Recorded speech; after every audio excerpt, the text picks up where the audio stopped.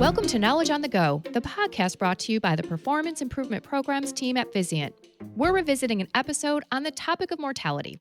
It had great listenership in 2023, and I'm joined once again by my colleague, Senior PI Director Shannon Hale, as we reflect on our earlier conversation. I'm Nicole Spatafora, Associate Vice President at Vizient and your program host. Welcome, Shannon. Hey, Nicole. It's been almost 2 years since we recorded this episode, and the topic is still just as timely and relevant today. Let's set the stage. Why is it so important that healthcare facilities look at mortality? Other than the obvious piece, the possible impact on patients and their families, we all have as a goal of discharging patients at the same or a better status than when they first arrived to us. You could look at the fact that it can help organizations in reaching goals as well. When you look at mortality specifically, I think of the mortality review process and how that can help improve mortality in an organization. Looking at those deaths that occurred in that hospital or in that system to identify systems or processes that were provided in the facility that by looking at that and reflecting on that can actually help prevent future issues. That's a huge piece there. There's a few possible secondary effects that you may see by looking at mortality. And I always think of length of stay and readmissions. Those are two big things I would dare say most organizations are looking at these days, trying to decrease the length of stay, decrease readmissions in those populations that may be there in their facilities currently. There's obvious benefits here that you can think of, getting patients out and back into their homes or where they live with their families, their friends, versus being in an acute care facility. It can also help decrease costs for organizations, something else that we're hearing in today's environment and something that's a big factor or a big focus with most healthcare organizations. Finally, we have to talk about it's the heavily weighted piece on national scorecards, mortality. Whether you're talking about CMS, who has the mortality star rating, state organizations, there are several nonprofit business coalitions out there that report mortality information. We know that patients are researching this. It's very easy to find this information. You also have to think about the organization's overall reputation and the ease that people have to this information as a factor as well. And one of the reasons that you need to look at mortality overall.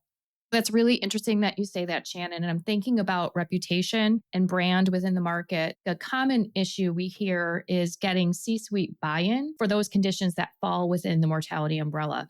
What have you seen has helped organizations get C-suite buy-in? C-suite or executive buy-in is key. And that's one thing that we're hearing over and over again in a lot of the work that we're doing here at our organization. If you don't have that executive C-suite leader or champion, it's almost impossible to either gain traction to get your project, your work off the ground or to even sustain them. When you're looking at this, first engage that C-suite, that executive champion. Look at those C-suite leaders that are passionate about the topic, whether it's maternal mortality, whether it's sepsis, clinical documentation improvement, et cetera. All of these things can fall under the mortality umbrella. Think about those leaders that have shown interest, that have shown passion around these topics before, and engage them as that C-suite leader. Tie it to your organizational goals. Most healthcare organizations are looking at decreasing readmissions, decreasing length of stay, improving mortality rates. If you can tie your mortality work into your organizational goals and show how this work can impact those goals, it's going to be more likely that you'll get that C-suite champion buy-in from your executive leader, because you'll be able to show your ROI or your return on the investment, whether that's decreased mortality, length of stay, or if you do see those items, obviously you're going to see cost savings, which is music to everyone's ears these days in healthcare. That's for sure, Shannon. C-suite engagement, super important to set the culture of looking to improve mortality, but frontline engagement is super important as well. How can organizations address getting their frontline engaged? We've learned quite a bit around this over the last few years. What we just spoke about with the C-suite leader, you want to engage a multidisciplinary team as far as champions who are also passionate around the topic that you're working at. Again, mortality, sepsis, maternal mortality, et cetera. Think about all of the different disciplines that can have an impact on the work that you're looking at to improve. For maternal mortality, for instance, I would think of my OB physicians. I would think of the nursing staff that's there, the nurse leaders, the nurse managers, et cetera. If I'm thinking of sepsis, you may start with your emergency room physician, your emergency room nurses, your pharmacy. We've had a lot of organizations over the last few years working with IT. They include IT or even their EHR vendors in their work to really optimize their EHR to help them decrease certain items that fall under that mortality umbrella. Engaging that multidisciplinary champion.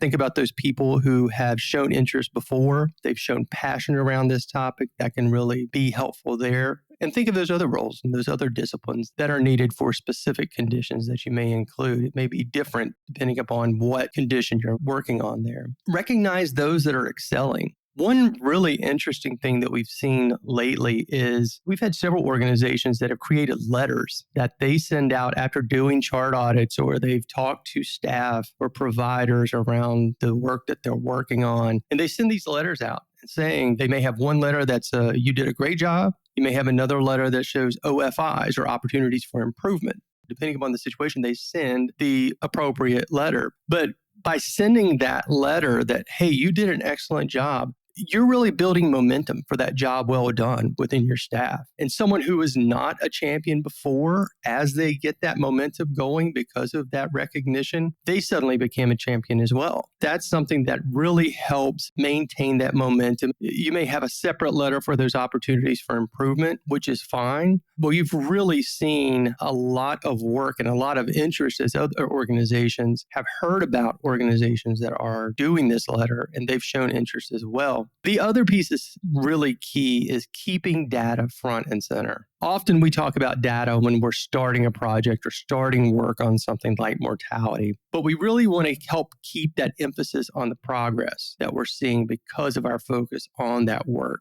Whether that's just speaking about it at meetings or committee meetings, team meetings, department meetings, having that information posted where people will see that on an ongoing basis, whether that's a board in a different department, or maybe everybody's receiving a certain email each Monday or once a month, the first Monday of each month, that shows the progress that we're making. I think that that is key as well. All of those things will really help in getting that frontline engagement going and keeping it going.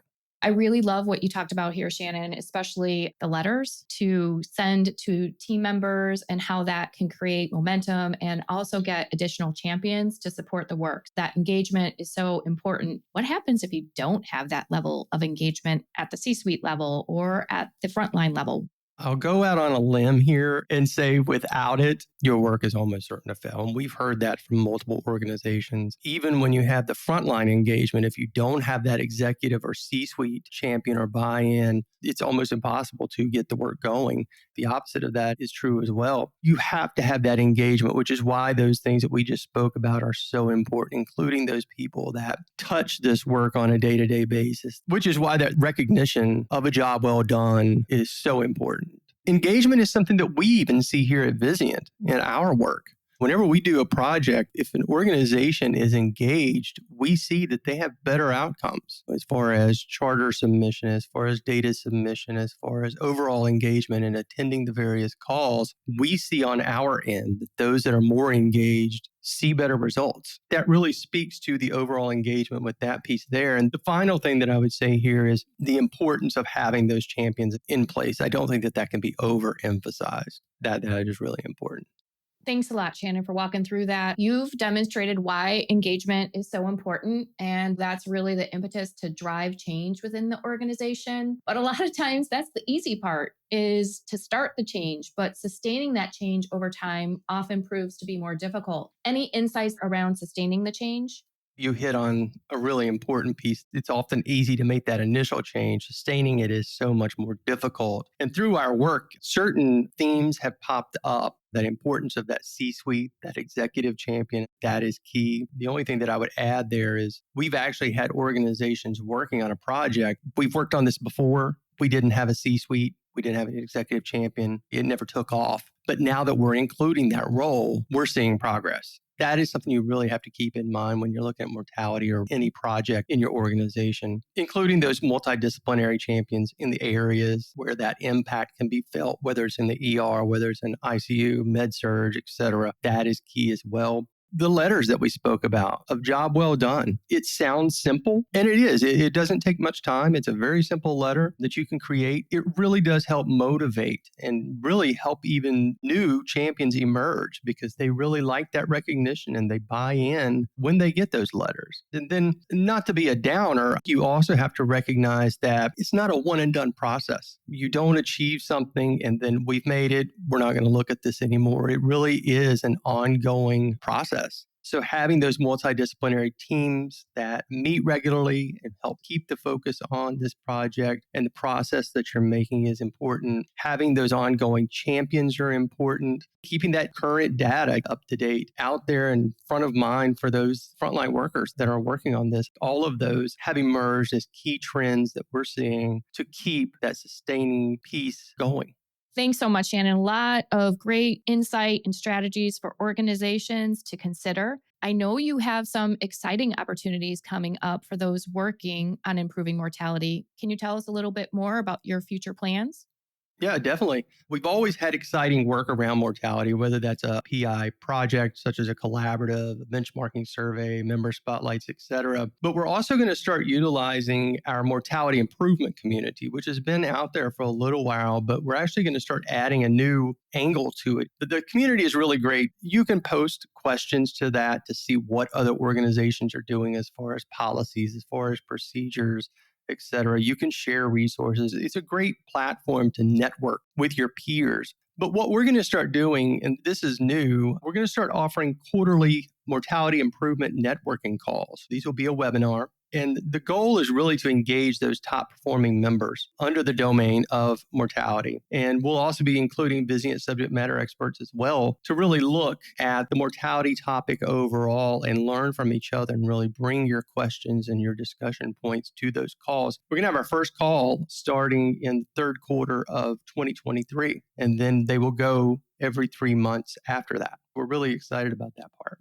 Thank you, Shannon, for taking time today to talk through some of the important things that organizations need to consider as they work to improve mortality. And thank you to our listeners for joining today. For Vizient's PI programs team, I'm Nicole Spatafora. Please join us for more Knowledge on the Go podcasts. Subscribe today, like us, and send us your comments at picollaboratives@vizientinc.com.